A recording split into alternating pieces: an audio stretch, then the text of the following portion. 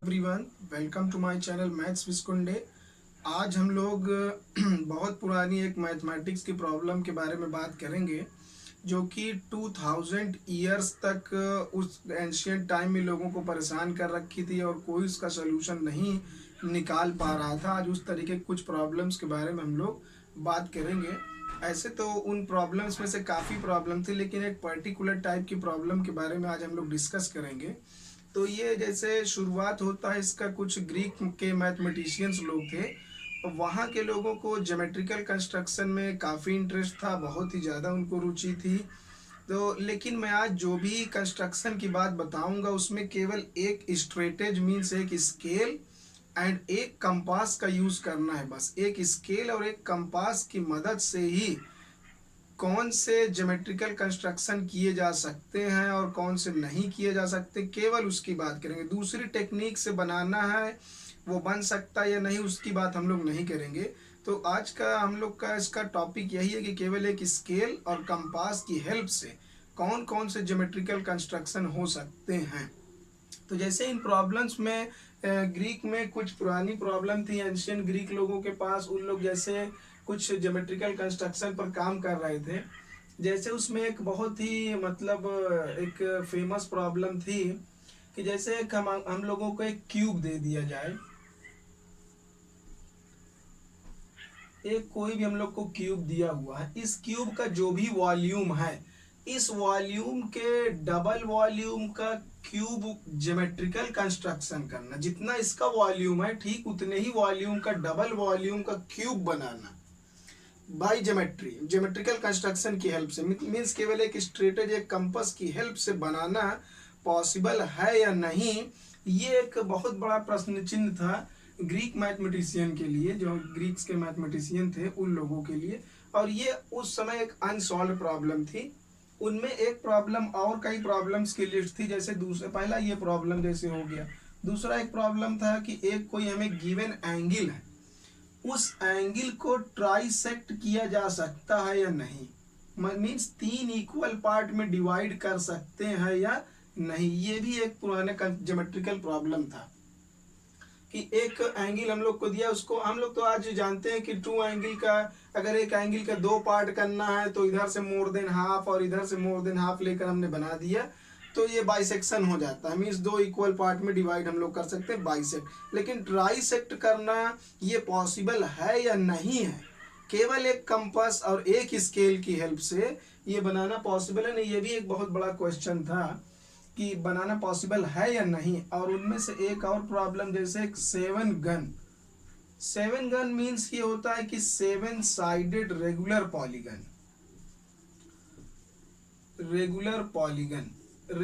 Polygon का मतलब एक ऐसा बहुभुज बनाना है, एक पॉलीगन बनाना जिसकी सभी साइड्स बराबर हों और सारे इंटीरियर एंगल इक्वल हो। जैसे एक सबसे छोटा सबसे कम साइड वाला ट्राइंगल होता है, उसकी तीनों साइड इक्वल होती है, तो वो एक रेगुलर पॉलीगन है, तीन साइड वाला। तो वैसा ही ये सेवन साइडेड रेगुलर पॉलीगन एक स्केल और एक कंपास की हेल्प से बना सकते हैं या नहीं बना सकते हैं। ये इस तरीके से काफ़ी प्रॉब्लम्स थी। उनमें से एक प्रॉब्लम और थी जैसे स्क्वायरिंग ऑफ अ सर्किल। एक प्रॉब्लम इस तरीके से भी थी, स्क्वायरिंग ऑफ अ सर्किल। इसका मतलब ये होता है कि एक हम लोगों को जैसे सर्किल दे रखा है, जितना इस सर्किल का एरिया है ठीक उतने ही एरिया का एक स्क्वायर बना देना। जितना इस सर्किल का एरिया है उतने ही एरिया का एक हमें स्क्वायर बना देना है ज्योमेट्री की हेल्प से। मीन्स ज्योमेट्रिकल कंस्ट्रक्शन कर देना। तो ये भी एक प्रॉब्लम था। इस तरीके से तमाम प्रॉब्लम की लिस्ट थी, लेकिन उनमें से आज हम लोग इस वाले प्रॉब्लम के बारे में पढ़ेंगे कि इस तरीके के एक से मतलब कौन कौन से साइड वाले रेगुलर पॉलीगन बनाए जा सकते हैं, कौन से नहीं बनाए जा सकते, और किसने बताया कि इस तरह का प्रॉब्लम होगा। ये तो केवल सेवन साइड है, हम लोग और भी साइड्स के बारे में जानेंगे। जैसे आपसे कोई पूछ ले 15 साइड के रेगुलर पॉलीगन हम बना सकते हैं कि नहीं, केवल एक स्केल एक कंपास की हेल्प से बनाया जा सकता है कि नहीं बनाया जा सकता, कोई भी साइड बोल दी जाए, तो उन सब तरीके से हम लोग बात करेंगे कि कौन सा रेगुलर पॉलीगन पॉसिबल है या नहीं। ध्यान देना है कि हम केवल रेगुलर पॉलीगन की बात करें। इन प्रॉब्लम्स को करते हुए लगभग 2000 ईयर्स 2000 साल बीत गए और इन प्रॉब्लम्स का आंसर कोई भी अभी तक नहीं दे पाया था। फिर उसके बाद सबसे पहला अटेम्प्ट जो है किया गया था यूक्लिड के द्वारा। तो यूक्लिड आए, उन्होंने इस रेगुलर पॉलीगन की ज्योमेट्री के कंस्ट्रक्शन पर वर्क किया और उन्होंने बताया कि जिस भी रेगुलर पॉलीगन का साइड को हम 2 की सम पावर के फॉर्म में लिख सकते हैं। जैसे हम बोले 4 तो 2 का पावर 2 की पावर 2 लिखे तो 4 पॉसिबल है, मीन्स 4 को इस फॉर्म में लिखा जा सकता है। तो जो भी साइड है अगर वो 2 की पावर k के फॉर्म में लिख सकते हैं हम, या तो 2 का पावर k इंटू 3 हो सकता है। जैसे 2 की सम पावर इंटू 3 इस तरीके का कोई नंबर है तो उतनी साइड का रेगुलर पॉलीगन बना सकते हैं। या तो 2 का पावर k इंटू 5 हो, या तो 2 का पावर k इंटू 3 इंटू 5। तो इस तरीके के जो भी नंबर्स हैं, अगर नंबर्स को हम लोग किसी भी इस फॉर्म में लिख पाएंगे तो केवल वही वाला रेगुलर पॉलीगन बनाना पॉसिबल है, अदर कोई नहीं है। ऐसा यूक्लिड ने अपने स्टेटमेंट में कहा कि नो अदर टाइप का रेगुलर जो है पॉलीगन और कोई भी नहीं बन सकता। जो इस फॉर्मूले पर, किसी भी फॉर्मूले पर नंबर सेट हो जाएगा वही केवल बनेगा, बस अदर नहीं बनेंगे। उसके बाद उन्होंने ये बताया, फिर एक बहुत यंग मैथमेटिशियन जो कि 19 ईयर के एज के थे उस टाइम, जिन्होंने क्या काम किया कि एक 17 साइडेड रेगुलर पॉलीगन बनाया, केवल एक स्केल और एक कंपास की हेल्प से 19 ईयर की एज में। 19 ईयर की एज में तो मैं झिंगलाला करता था और जैसे ये झिंगलाला मतलब कि मौज मस्ती किया करता था। और उसके बाद फिर 17 साइडेड रेगुलर पॉलीगन 19 ईयर की एज में उन्होंने बताया। तो उस मैथमेटिशियन का नाम था कार्ल फ्रेडरिक गॉस, जिनको हम लोग केवल गॉस के नाम से ही ज़्यादा पॉपुलर नाम है, केवल गॉस ही बोलते हैं, बाकी तो पूरा नाम उनका कार्ल फ्रेडरिक गॉस था। तो ऐसा इन्होंने किया था इन्होंने ज्योमेट्रिकल कंस्ट्रक्शन ये किया था ईयर 1796 में। 1796 में उन्होंने सबसे पहली बार एक ज्योमेट्रिकल कंस्ट्रक्शन इस तरीके से, जो इन प्रॉब्लम मशहूर प्रॉब्लम थी उसमें से एक 17 साइडेड का रेगुलर पॉलीगन बनाया। और उसके बाद ईयर 1801 में इन्होंने एक थ्योरम दिया और ये बिल्कुल कंफर्म कर दिया, प्रूफ कर दिया। उस थ्योरम का इन्होंने प्रूफ भी दिया कि कौन कौन से साइड वाले रेगुलर पॉलीगन आप बना सकते हैं, एक स्केल और कंपास से कौन नहीं बना सकते। ये उस टाइम का एक बहुत बड़ा अप्रोच था, क्योंकि जो काम आप प्रैक्टिकली कर रहे हैं उसको एक फार्मूले से बता देना कि हमने बता दिया कि आप ये नहीं कर सकते तो वो आप कर ही नहीं सकते। तो इस तरीके का ये एक थ्योरम था, ये बहुत बड़ा एक अप्रोच था ज्योमेट्री का, बहुत काफ़ी ये मीन्स हेल्पफुल निकला ज्योमेट्रिकल कंस्ट्रक्शन में। तो उनके थ्योरम के अकॉर्डिंग, ये गॉस ने थ्योरम दिया था 1801 में, एक जनरल बात इन्होंने बता दी कि अगर कोई भी रेगुलर पॉलीगन है उस साइड का, उसका साइड अगर हम n से रिप्रेजेंट करें तो अगर उसका साइड इस पैटर्न पर होना चाहिए, जैसा यूक्लिड ने अपना बताया, उन्होंने भी बताया कि अगर कोई भी हमारा पॉलीगन है उसका साइड 2 का पावर के into P1 into P2 into P3 P4 and so on ऐसा होना चाहिए। अब ये 2 का पावर सम नंबर, यहाँ के जो हमारा है वो ग्रेटर देन और इक्वल टू 0 है। के की जगह हम 0 भी डाल सकते हैं, 0 से बड़ा कोई नंबर भी डाल सकते हैं। और जो P1 P2 P3 P4 हैं ये सब हम लोग के फॉर्मेट प्राइम है, ये सभी हमारे फॉर्मेट प्राइम्स हैं। एक बात यहाँ और ध्यान देने वाली है कि यहाँ जो भी प्राइम रखे जाएंगे वो सारे डिस्टिंक्ट प्राइम्स हैं, कोई भी प्राइम 2 बार रिपीट नहीं कर सकता है, ये सारे प्राइम्स डिस्टिंक्ट हैं। अगर आप फॉर्मेट प्राइम के बारे में नहीं जानते हैं तो इस पर मैं पहले ही वीडियो बना चुका हूँ और इसका लिंक आप डिस्क्रिप्शन में देख सकते हैं कि फॉर्मेट प्राइम क्या होता है। हालांकि हम लोग अभी करेंगे तो मैं थोड़ा बीच में बताता भी चलूँगा। तो इन्होंने ये एक थ्योरम बता दिया कि कोई भी अगर हम एक रेगुलर पॉलीगन बनाना चाहते हैं तो उसका साइड जो है वो इस पैटर्न में अगर होगा तो वही केवल आप बना सकते हैं स्केल और कंपास से, अदरवाइज नहीं बनेगा। तो जैसे हम लोग शुरू करते हैं, देखते हैं कौन कौन से पॉलीगन है। जैसा हम लोग एक जानते हैं, एक जाना पहचाना चीज हम लोग पहले वहीं शुरू कर लेते हैं। जैसे हम लोग बात करते हैं n इज इक्वल टू 3 मतलब तुरंत हम लोग जान गए ट्राइंगल है। तो ये एक रेगुलर पॉलीगन है, क्योंकि अगर रेगुलर पॉलीगन की बात करें मीन्स इसकी तीनों साइड इक्वल हो, मीन्स हमको बनाना है इक्विलेटरल ट्राइंगल। अगर एक इक्विलेटरल ट्राइंगल बनाना है तो ये पॉसिबल है या नहीं? बिल्कुल पॉसिबल है, हम लोग जानते हैं। लेकिन जानते हैं आज कि इसको इस n इज इक्वल 3 को इसके फॉर्म में कैसे लिखा जा सकता है। तो अगर हम 3 को लिखना चाहें तो हम लिख सकते हैं 2 का पावर 0 इंटू 3। हमने क्या बताया कि k का वैल्यू 0 भी हो सकता है, 0 से बड़ा भी हो सकता है।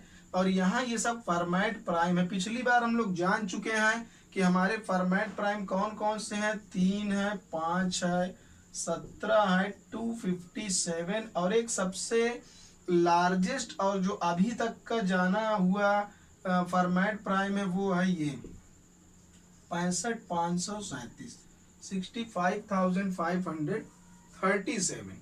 इतने साइड ये सबसे लार्जेस्ट नोन फॉर्मेट प्राइम। इससे बड़ा फॉर्मेट प्राइम अभी तक नहीं जानते हम लोग। तो ये सब, तो इनमें से कोई ना कोई फॉर्मेट प्राइम यहाँ होगा, जैसा ये फार्मूला बता रहा है।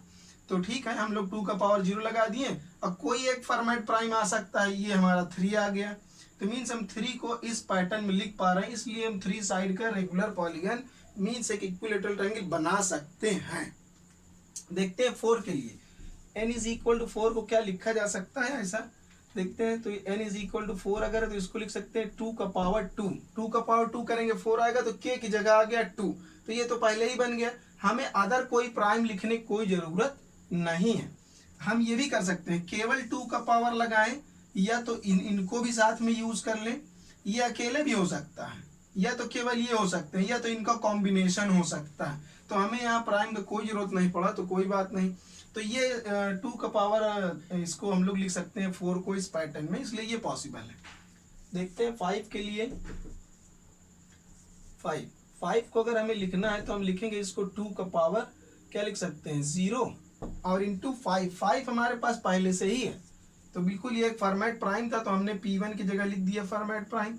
ऐसे ऐसे करके हम लोग ये चेक कर सकते हैं। जैसा इन्होंने एक ज्योमेट्रिकल कंस्ट्रक्शन किया था ये 17 साइड का, तो हम लोग थोड़ा 17 को भी देख लेते हैं कि 17 को कैसे लिखा जा सकता है। 17 को हम लिख सकते हैं कैसे, 2 का पावर लिखा जा सकता है इसको 4, तो 2 का पावर 4 हो जाएगा 16 और 17 आना है। लेकिन ये तो हमारे पास पहले से एक फॉर्मेट प्राइम अवेलेबल है, तो हम इसको लिख देंगे 2 का पावर 0 इंटू एक फॉर्मेट प्राइम। ये 17 पहले से ही फॉर्मेट प्राइम है, तो अगर कोई रेगुलर पॉलीगन उसका साइड फॉर्मेट प्राइम है तो वो तो बिना सोचे ही कंस्ट्रक्टिबल हो गया। 3, 5, 17, 257 ये सब अपने आप ही कंस्ट्रक्टिबल हैं, क्योंकि 2 का पावर 0 इंटू एक फॉर्मेट प्राइम लिख देंगे, तो जितने फॉर्मेट प्राइम है वो सब कंस्ट्रक्टिबल हैं, ये श्योर हो गया।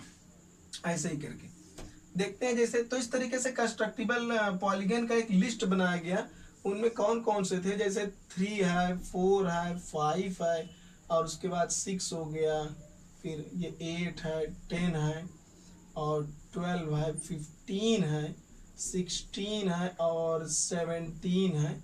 ये सब ऐसे ऐसे करके अदर भी निकालेंगे, तो ये सब कंस्ट्रक्टिबल पॉलीगन्स हैं। तो कौन से कंस्ट्रक्टिबल नहीं है वो भी थोड़ा देख लिया जाए। नॉन कंस्ट्रक्टिबल वाले कौन कौन से हैं वो भी हम लोग देख लेते हैं।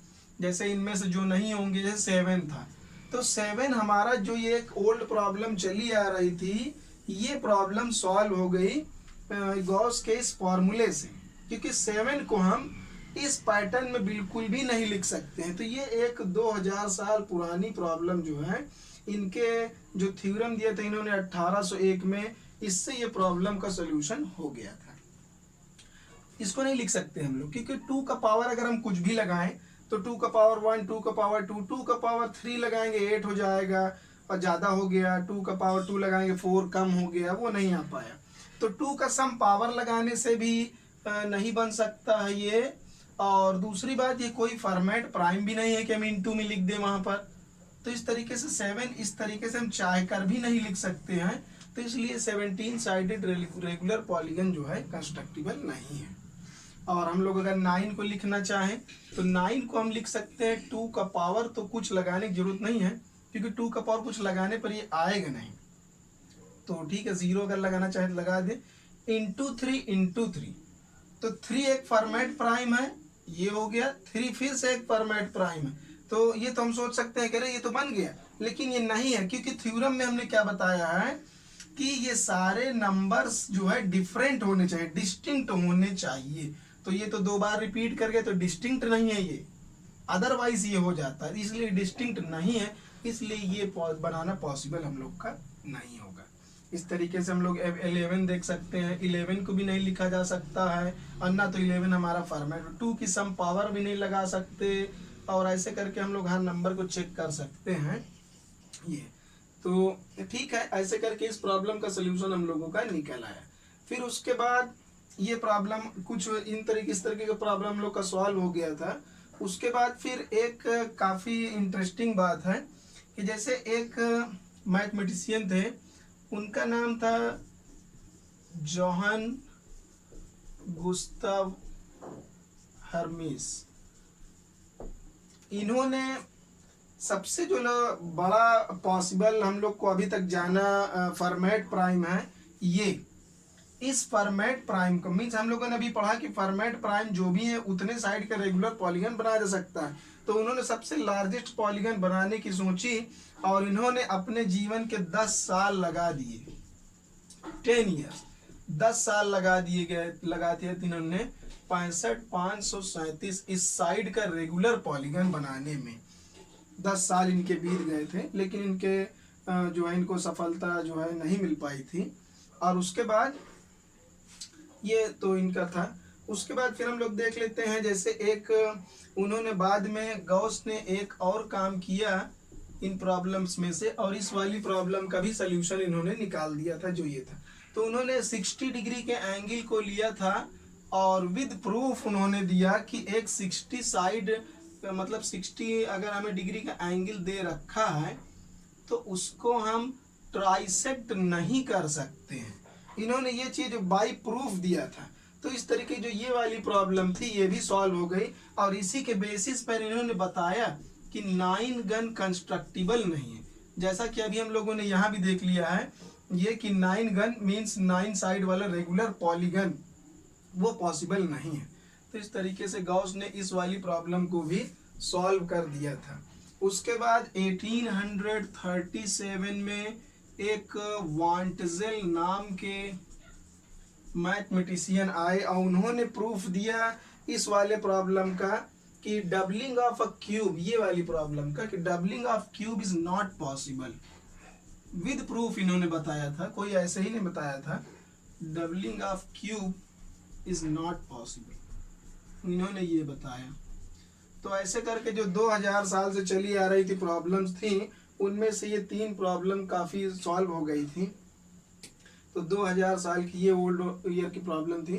तो आप लोगों को ये कैसा लगा, इसको आप लोग जो है बताइए। एक मैं आप लोगों को बताना चाहूँगा कि आप लोग ये चेक करके कमेंट बॉक्स में बताइए कि अगर हम n = 19 और n = 20 ले लें तो इनमें से कौन सा साइड का पॉलीगन कंस्ट्रक्टिबल है या नहीं है। ये आप लोगों को कमेंट बॉक्स में इस फॉर्मूले की हेल्प से करके बताना है कि ये कंस्ट्रक्टिबल है या ये कंस्ट्रक्टिबल है, कौन सा कंस्ट्रक्टिबल कौन सा नहीं, ये आप लोगों को बताना है। Thank you for watching.